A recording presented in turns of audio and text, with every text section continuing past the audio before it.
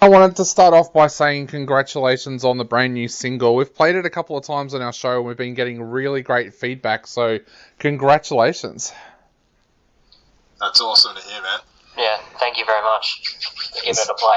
So tell us a little bit about this track. I believe it's about people with a god complex, so tell us a little bit about what led to this song being written in the first place.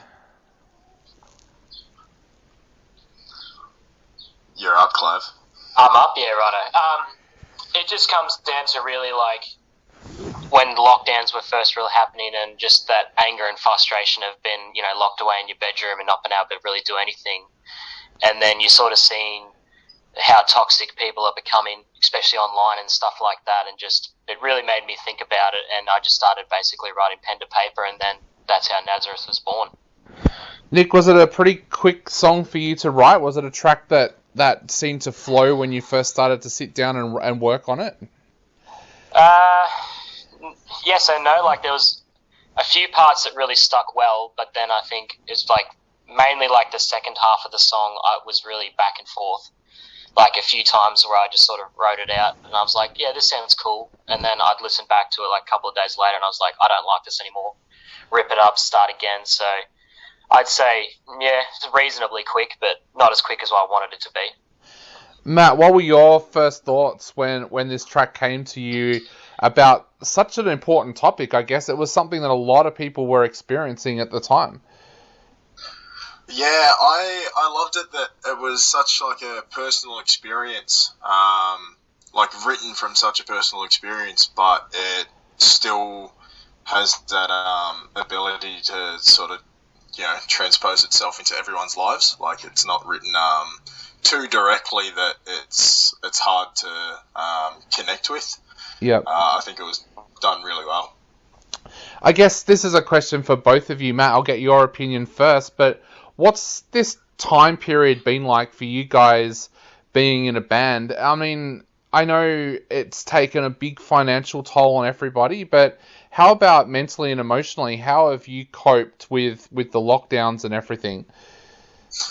Yeah, so I've been lucky enough that I've been working through the majority of it as an essential worker, but in saying that, you still sort of just feels like you're getting out of bed just to go to work and then getting back into bed.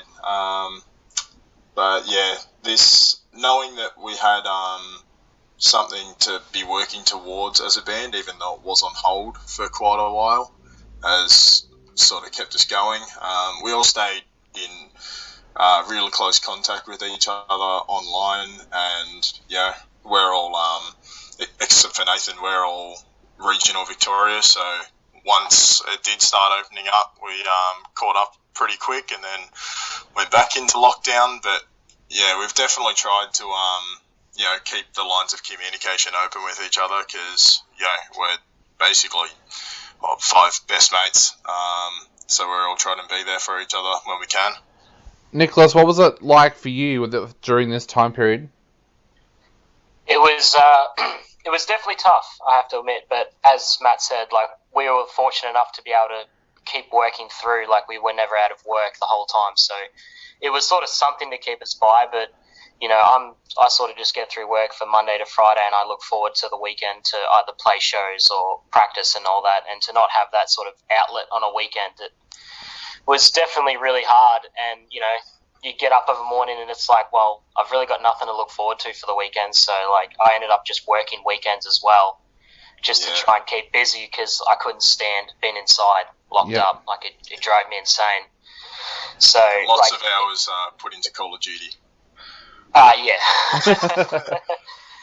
So basically it was just either writing or just trying to keep in touch with all the boys, because we're in regional, but we're all like an hour to like an hour and a half away from each other. Yep. So like, even like wanting to be able to practice the new stuff and whatever, like, we just couldn't. All we could was just sit at home and practice it to ourselves, and we were just itching to get out and be able to finally play these songs. So now that it's looking like it's starting to, we're getting back on track, I'm really looking forward to it now. I was going to say, was it even difficult for you guys to get together to record? Because I know a lot of recording studios had to close down as well. Was that difficult for you guys? It was a nightmare. We would go in and do a song or two, a song and a half, and then go back into lockdown. It was good in a way though, because it sort of gave us, forced us to sit on the album and really make sure that we were happy with everything before it came out. And yeah, working with Scotty, he really sort of pulled us all together through it. I couldn't recommend him highly enough. Really made sure that we all stayed on track and produced the best thing that we could. Absolutely. Yeah, and for all the people out there now that have heard Nazareth as a single, is this a good depiction of what they can expect to hear on the rest of the album as well? Yes and no. The theme kind of stays there the whole time, but we've definitely tried to add a fair bit of variety to these releases. There's some... Nazareth is definitely the most sort of like thrashy, in-your-face one. Yep. But yeah, there's definitely ones that go the complete opposite direction of the spectrum. But yeah, we think that it's a pretty good balance of every song sounding unique, but still tying together nicely as, a bundle of releases. Yeah, we noticed on our chat boards from our show as well that there was a lot of people talking about the video clip.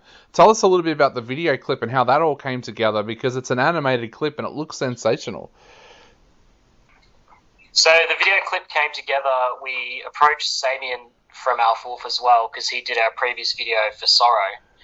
And it was something that we'd organised for a long time, but as again, like with lockdowns, having to change and reschedule flat out, we were lucky enough to film half the video, and then we went back into lockdown. And because of the time schedule, we were cutting it really fine, and I'd always wanted to work with Dissonant Media, who did the 3D animations and all the other little parts to it. So Sabian and him really had to work hard to fill in the blank spaces that we couldn't film, because we were supposed to film for another 2 days that we unfortunately couldn't do because of lockdowns. Yeah. So Matt, the clip looks great. You guys have got the album out there. People are falling in love with the single. What next for you guys? Now everything's opening back up. Are you hoping to get out there and do some shows? Is that the next step? Yeah, absolutely. We've got a few in the works at the moment. We've got a headliner on December the 10th. That's at the Atlvs Hotel.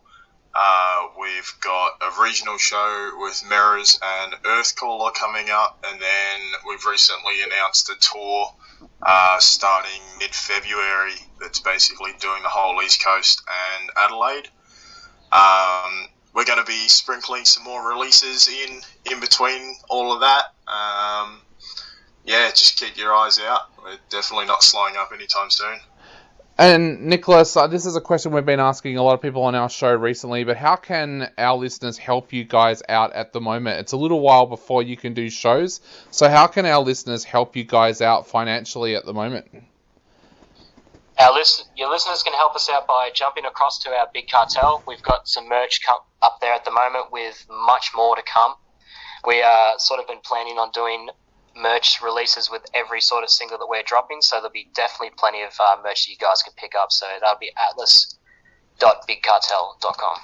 Awesome. Well, guys, we're going to play Nazareth on our show again right now. What would you like to say to all the listeners out there before they take another listen to the track, and also before they go out and grab the album as well? I would say call out the toxic people and just get fucking mad. Definitely. Matt, anything to add? Yeah, just don't sit by and let people get away with acting like a dickhead, basically. Just let your voices be heard and call them out as you see it. Awesome.